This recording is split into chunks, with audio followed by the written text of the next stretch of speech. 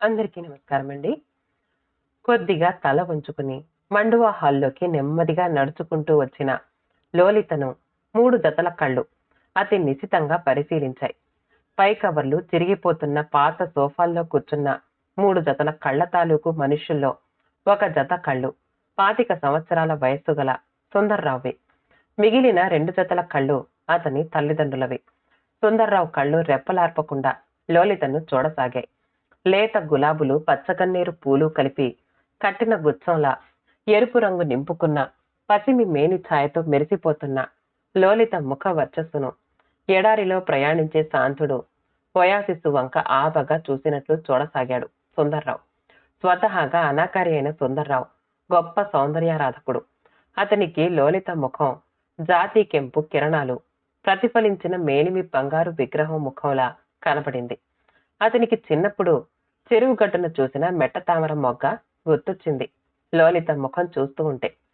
లోలిత వంకే చూస్తున్న సుందర్రావు హంటరు దెబ్బకు హడలిపోయే పెంపుడు కుక్కలా ఉలిక్కి పడ్డాడు.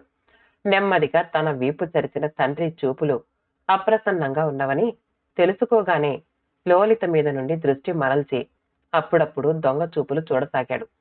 పట్టుపంచ సిల్కులాల్చి జరీ కండువా వేసుకున్న సుందర్రావు తండ్రి నందయ్య కళ్ళు పడిపోవడానికి సిద్ధంగా ఉన్న పైకప్పు వంక పెచ్చులుడుతున్న గోడల వంక మార్చి మార్చి చూడసాగాయి. సుందర్రావు తల్లి కళ్ళు ముచ్చటైన లోలిత విగ్రహాన్ని ఆమె కట్టుకున్న సాదా వాయల్ చీరను మార్చి మార్చి చూడసాగాయి. ఒంటి మీద 4 కాసుల బంగారమైనా లేదు.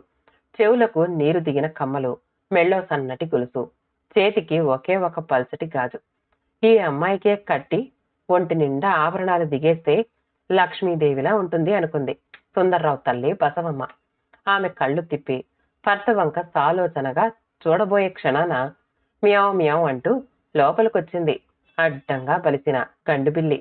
రామ్మ లిల్లీరా, అక్కడే నిలబడ్డావే లాలనగా పిలిచింది బసవమ్మ. లోలిత తల్లి తండ్రి ఆశ్చర్యంగా చూస్తూ ఉండగానే నందయ్య రా లిల్లీ అని సోఫా పక్కన ఉన్న పాతకాలం నాటి చెక్క కుర్చీ చూపించాడు. తల విదిలించి ఒళ్ళు విరుచుకుని అతి నెమ్మదిగా అడుగులో అడుగు వేసుకుంటూ కుర్చీని సమీపించిన లిల్లీ కుర్చీని యగాదిగా చూసి నిలబడిపోయింది. బావగారు, మా లిల్లీ సోఫాలో తప్ప కూర్చోదు. మీ ఇంట్లో మెత్తటి డన్లప్ దిండుంటే తెచ్చి కుర్చీలో వేయండి.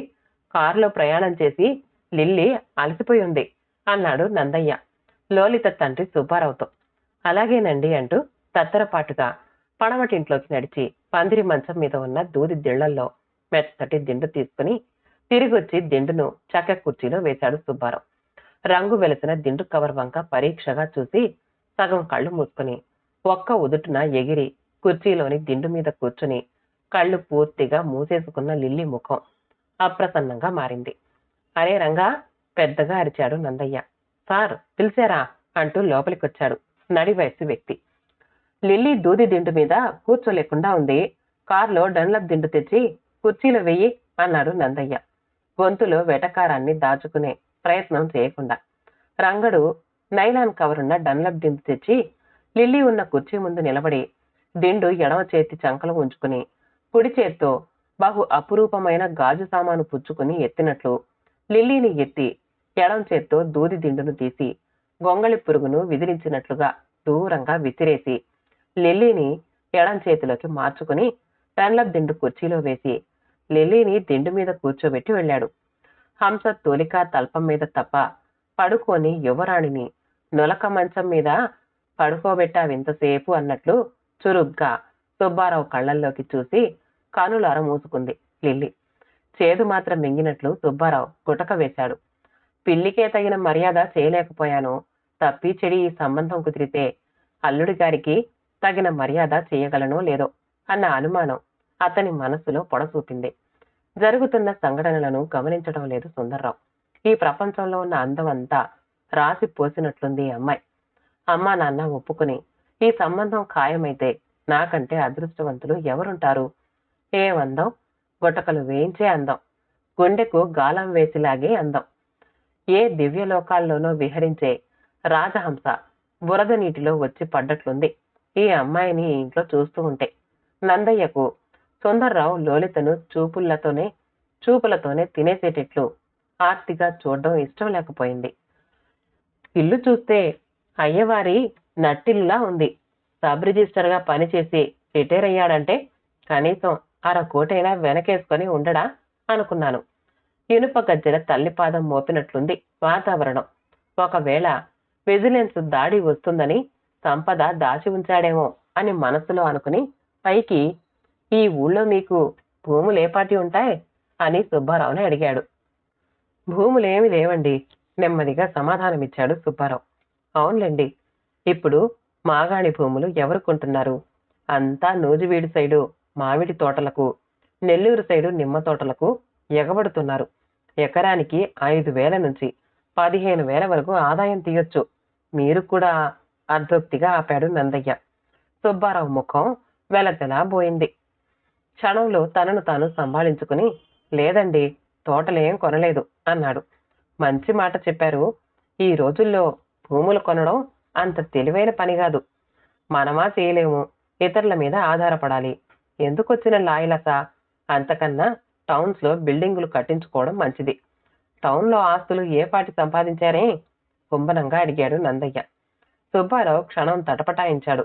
సమాధానం చెప్దామా వద్దా అని. అప్రయత్నంగా భార్య విమల వంక చూశాడు.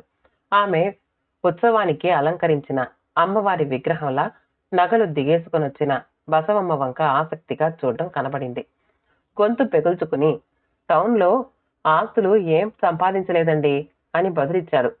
కళ్లకు కొట్టొచ్చినట్లు మేడలు కట్టించడం కూడా తెలివిగల పని కాదులేండి. మున్సిపల్ ట్యాక్స్ విపరీతంగా పెంచి పారేశారు. ఇన్కమ్ ట్యాక్స్ రేట్స్ సరే సరి. యమభట్టులన్నా వదిలిపెడతారేమో గాని విజిలెన్స్ వాళ్ళు వదలరు. చెల్లెమ్మ పేరుతో షేర్లు ఏమాత్రం కొన్నారు? లౌక్యంగా అడిగాడు నందయ్య. గొంతులో గులకరాయి పడ్డట్లు గిలగిల్లాడాడు సుబ్బారావు. నందయ్య తన ఆస్తి వివరాలు సేకరించాలని చేస్తున్న ప్రయత్నం అతనికి ముచ్చెమటలు పట్టించింది. ఎలాగో గొంతు పెగుల్చుకుని, షేర్లు కొనలేదండి అన్నాడు హీనస్వరంతో. తెలివిగల పనిచేశారు. కడుపు కట్టుకుని డబ్బు సంపాదించుకుని తీసుకెళ్లి షేర్లు కొంటే బిగ్ బుల్ మెహతాలు గుటకాయ స్వాహ చేసేస్తారు. మన డబ్బు మన దగ్గరే ఉంచుకుని 5 రూపాయల వడ్డీకిస్తూ ఉంటే కళ్ళు మూసి తెరిచే లోపల కుప్పలు తెప్పలుగా పెరుగుతుంది. లక్ష్మీదేవికి అవి లెక్కెట్టాలంటే బహుప్రీతి. ఏమంటారు? సుబ్బారావుకి ఏమనాలో తోచలేదు. అసలు అది ప్రశ్న అనిపించలేదు. అందుకే మిన్నకుండిపోయాడు. బులియన్ మార్కెట్ కూడా మంచిదే సుమండి. బంగారం వెండి కొని ఇంట్లో ఓ మూల పారేస్తే పాపం పెరిగినట్లు వాటి ధర పెరిగిపోతూ ఉంటుంది. వాటి వంక తిరిగి చూడకుండా ఉంటే చాలు. యథాలాపంగా అన్నట్లు వచ్చాయి నందయ్య నోటి నుండి మాటలు. నందయ్య స్టేట్మెంట్కు జవాబు చెప్పాలో అక్కర్లేదో తెలియని సుబ్బారావు మనసులో ఇబ్బంది పడిపోసాగాడు. ఇంకా ఏం ప్రశ్నలు వేస్తాడో అని భయపడుతున్న సమయంలో బసవమ్మ గారి గొంతు కంగుమని వినిపించింది. వదిన గారు, అమ్మాయికి నగలేం చేయించారు? విమల ముఖం క్షణం వివర్ణమయ్యింది. అంతలోనే తేరుకుని, పెద్దగా నగలు చేయించలేదు వదిన గారు అంది సిగ్గుపడుతూ. పెళ్లి సంబంధానికి వచ్చినామే అంత డైరెక్ట్గా తనను ఆ ప్రశ్న వేస్తుంది అనుకోలేదామె. ఇప్పుడు వెనకటి కాలం బంగారు నగలు ఎవరు చేస్తున్నారులేండి. అవి మోటైపోయి పెట్టుకోవడానికి వీలు కాకుండా ఉన్నాయి. రవ్వలు పొదిగిన ప్లాటినం సెట్ ఒకటి ఉంటే చాలు. శక్తి కొద్దీ 10-15 లక్షలతో చేయించేసుకోవచ్చు. బసవమ్మ యథాలాపంగా అన్న మాటలు విమల ఒంటికి ముచ్చెమటలు పట్టించాయి. బసవమ్మ దృష్టికి నగలేమీ లేని లోలిత ఏమాత్రం ఆనదని అనిపించింది ఆమెకు. బంగారం లాంటి సంబంధం, బోలెడాస్తి, ఒక్కడే కొడుకు. పిల్లవాడి తల్లి ఒంటి మీదే ఇన్ని నగలున్నాయి. లాకర్లలో ఎన్ని నగలుంటాయో. అవన్నీ తర్వాత కోడలికే కదా వచ్చేది అనుకున్నాను. కానీ అమ్మాయికి అదృష్టం ఉండద్దు అని విమల మనసులో మదన పడుతున్న సమయంలో, అమ్మా అని సుందర్రావు పిలిచి తల్లిని కొంచెం అవతలకు తీసుకువెళ్లి మాట్లాడడం, బసవమ్మ అతను చెప్పిన దానికి తల ఊపడం, తిరిగొచ్చాక బసవమ్మ ముఖం ప్రసన్నంగా మారడం గమనించి ఊరాటపడింది. అమ్మాయి, నీ పేరేమిటమ్మా? బసవమ్మ గొంతులో ఒలికిన ఆప్యాయతకు విమల మనసు కుదుటపడింది. లోలిత. లోలిత సుందర రూపాన్ని చూసి ఆనందపడుతున్న సుందర్రావు మధురమైన ఆమె కంఠధ్వని విని మరింత సంతోషించాడు. ఈ అమ్మాయి మాట్లాడుతూ ఉంటే బంగారు కలసం నుండి మేలిమి ముత్యాలు ఒలికినట్లుంది అనుకున్నాడు. ఎంతవరకు చదివావమ్మా? బసవమ్మ లోలితను మాట్లాడించాలన్న ఉద్దేశంతో తెలిసిన విషయాలనే మళ్ళీ అడుగుసాగింది. ఎంఫిల్. లోలిత చెప్పిన సమాధానం బసవమ్మకు అర్థం కాలేదు. ఆమె ఆ డిగ్రీ పేరెప్పుడూ వినలేదు. అయినా తనకా విషయం అర్థం కాలేదు అన్నది బయట పడకుండా పూర్తిగా తనకు తెలిసిన వాటి గురించి ప్రశ్నించుదామని, వంట చేయగలవా అని అడిగింది. తల ఊపింది లోలిత. ఇప్పుడు నీ విషయం బయటపడుతుంది అని మనస్సులో అనుకుని, బర్ఫీ ఎలా చేస్తావమ్మా అని అడిగింది బసవమ్మ. లోలిత బర్ఫీ ఎలా చెయ్యాలో చెప్పింది. అయితే వదిన గారు నీకు వంట బాగా నేర్పారన్నమాట అంది బసవమ్మ మెచ్చుకోలుగా. విమల పొంగిపోతూ, నాకలాంటివన్నీ చేయడం రాదు వదినగారు. అమ్మాయి సెలవుల్లో కొత్త కొత్త వంటకాలు చేస్తూ ఉంటుంది. మా పినతల్లి కూతురు చాలా కొత్త వంటలు చేస్తుంది. అమ్మాయికి నేర్పింది అంది. మరింకే, వంట వార్పునేనా? ఇంటి పనులు కూడా చేస్తుందా? మా ఇంట్లో పని మనుషులు నౌకర్లు లేరు. అమ్మాయికి చిన్నప్పటి నుంచి ఇంటి పనులు చేయడం అలవాటే నమ్రతగా జవాబిచ్చింది విమల. ఆమెకు ఎందుకో ఈ సంబంధం కుదురుతుందేమో అని ఆశ కలుగసాగింది. అందుకు తగినట్లే అన్నది బసవమ్మ. మాకు ఇంటికి మించిన పని మనుషులు నౌకర్లు ఉన్నారు. అమ్మాయి మా ఇంట్లో కాలు తీసి కాలు పెట్టవలసిన పనుండదు. భార్య ముందుగానే అలా కమిట్ అవ్వడం వలన బేరసారాల విషయంలో బెట్టు తగ్గుతుందని, అవతల వారి దృష్టిలో చులకనవుతామని అనిపించిన నందయ్య గట్టిగా దగ్గి తన అసమ్మతిని బసవమ్మ దృష్టికి తెచ్చాడు. భర్త ఇచ్చిన హింట్ గ్రహించిన బసవమ్మ మిన్నకుండిపోయింది. కాని ఇదేది గమనించని సుందర్రావు సోఫాలో సర్దు కూర్చుని, పాటలు పాడుతావా అని అడిగాడు. అతని గొంతు గాడిద ఓండ్రింపుకి నక్క నక్క ఊళ్లకు మధ్య స్థాయిలో వినబడి ఉలిక్కి పడింది లోలిత. లోలిత నుండి సమాధానం రాకపోయేసరికి సుందర్రావు వీలున్నంత మార్దవంగా ప్రశాంతంగా గొంతు మార్చుకుని, హిందీ సినిమా పాటలు పాడతావా అని ప్రశ్నను మార్చి అడిగాడు. లోలిత చురుక్కున అతని ముఖంలోకి చూసి తల తిప్పుకుంది గాని సమాధానం చెప్పలేదు. తల్లికి నచ్చిన పిల్ల కొడుక్కి నచ్చకుండా పోతుందేమోనన్న భయంతో విమల, అమ్మాయి కర్ణాటక సంగీతం నేర్చుకుంది, త్యాగరాజ కృతులు పాడుతుంది, హిందీ సినిమా పాటలు ఒక్కసారి వింటే పాడగలదు అన్నది. మళ్లీ లోలితను ప్రశ్నించాలని ఉద్విగ్నుడవుతున్న సుందర్రావు అప్రయత్నంగా తండ్రి వంక చూసి ఆ ప్రయత్నం మానుకున్నాడు. నందయ్య ఇక చాలు అన్నట్లు తల నెమ్మదిగా అడ్డంగా తిప్పడం గమనించి నందయ్య గారు పెరట్లోకి నడుస్తూ, సుబ్బారావు గారు మాట అని పిలిచాడు. నందయ్య వెంట తండ్రి లోపలికి వెళ్లిన 2 నిమిషాలకు లోలిత లేచి లోపలికి వెళ్ళింది. ఆమెకు పెద్దగా మాట్లాడుతున్న నందయ్య మాటలు స్పష్టంగాను నెమ్మదిగాను, జవాబిస్తున్న తండ్రి మాటలు అస్పష్టంగాను వినబడసాగాయి.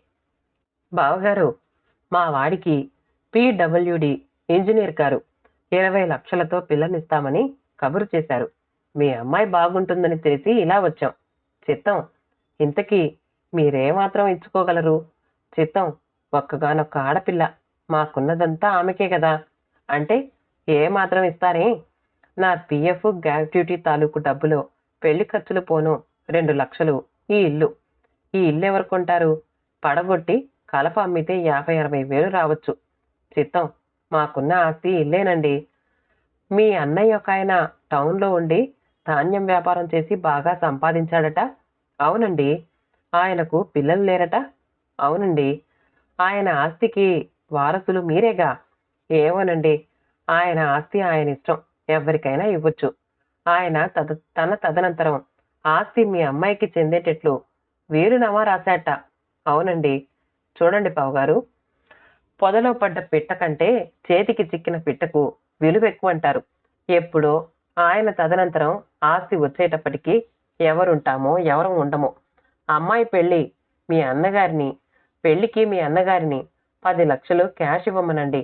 మీ అమ్మాయిని మా కోడలిగా చేసుకుంటాం. అందుకు మా అన్నగారు ఒప్పుకుంటారో లేదో. ఎందుకు ఒప్పుకోరు? ఆయనకు మాత్రం ఎవరున్నారు? నేను నా జీవితంలో దేహి అని మా అన్నగారితో సహా ఎవరిని ఏమీ అడగలేదు. క్షమించండి, ఇప్పుడు అడగలేను. మాకు 25 లక్షల ఆస్తుంది. మా తాహతుకు తగిన కట్నం తీసుకోకపోతే నలుగురిలో మాకు తలవంపులు కాదు. ఆలోచించండి. తండ్రి మౌనం వహించడం కిటికీలో నుంచి చూసింది లోలిత. 5 నిమిషాల తర్వాత పెళ్లి చూపులకు వచ్చిన వారు వెళ్లిపోయారు. ఆ రాత్రి లోలిత గాని, విమల గాని, సుబ్బారావు గాని నిద్రపోలేదు. తెల్లవారగానే లేచి యూనివర్సిటీ హాస్టల్కు వెళ్ళింది లోలిత. 2 గంటల తర్వాత అమెరికన్ యువకుడిని వెంటబెట్టుకుని తిరిగొచ్చింది. నాన్న, ఈయన రాబర్ట్. మా యూనివర్సిటీలో ఓరియంటల్ హిస్టరీలో పీహెచ్డీ చేస్తున్నారు. ఈయన తండ్రి పూర్వీకులు ఐర్లాండ్ నుంచి అమెరికా వలస వచ్చారట. తల్లి పూర్వీకులు ఫ్రాన్స్ నుంచి అమెరికా వలస వచ్చారట. తల్లి తండ్రి ఇద్దరు మద్రాసులోని అమెరికన్ కాన్సులేట్లో పనిచేస్తున్నారు. రాబర్ట్కు మన దేశమన్నా మన ప్రజలన్నా అమితమైన అభిమానం. చాలా కాలం నుంచి రాబర్ట్ నేను స్నేహితులం. ఒకరి అభిప్రాయాలు మరొకరం క్షుణ్ణంగా తెలుసుకున్నాం. ఇన్నాళ్ళు అడుగు ముందుకు వేయలేక మిన్నకుండిపోయాను. నిన్న పెళ్లి చూపుల తతంగంతో నా కంటి ముందున్న భ్రమలు తొలగిపోయాయి. నిజాయితీగా ఉద్యోగం చేసి రిటైర్ అయిన నీ బోటి ఆనెస్ట్ ఆఫీసర్ల పిల్లలను పెళ్లి చేసుకునే త్యాగధనులు కొరవైన ఈ దేశంలో ఉండే కంటే నన్ను, నా వ్యక్తిత్వాన్ని గౌరవించే రాబర్ట్ను వివాహం చేసుకుని అమెరికా వెళ్ళిపోదామనుకుంటున్నాను. నా నిర్ణయం నీకు కష్టం కలిగించిందని మనస్ఫూర్తిగా నువ్వు, అమ్మా నన్ను, రాబర్ట్ను దీవిస్తారని నమ్ముతున్నాను. లోలిత మాటలకు సుబ్బారావు మనసులో ఆనందపడి నీళ్లు చిప్పిల్లుతున్న కళ్లతో లోలితను, రాబర్ట్ను మార్చి మార్చి చూశాడు. అమ్మా లోలిత, నువ్వు ప్రపంచంలో ఎక్కడున్నా సుఖంగా సంతోషంగా ఉంటే చాలు. నీకు రాబర్ట్కు ఎప్పుడూ నా ఆశీస్సులు ఉంటాయి అన్నాడు గాద్గద కంఠంతో. వాకిట్లో నిలబడ్డ విమల అంగీకార సూచకంగా తల ఊపింది. కథ సమాప్తమండి. కథ నచ్చితే లైక్ చేయండి, షేర్ చేయండి. మా ఛానల్ని సబ్స్క్రైబ్ చేసుకోండి. మళ్ళీ కలుద్దాం ఇంకో మంచి కథతో.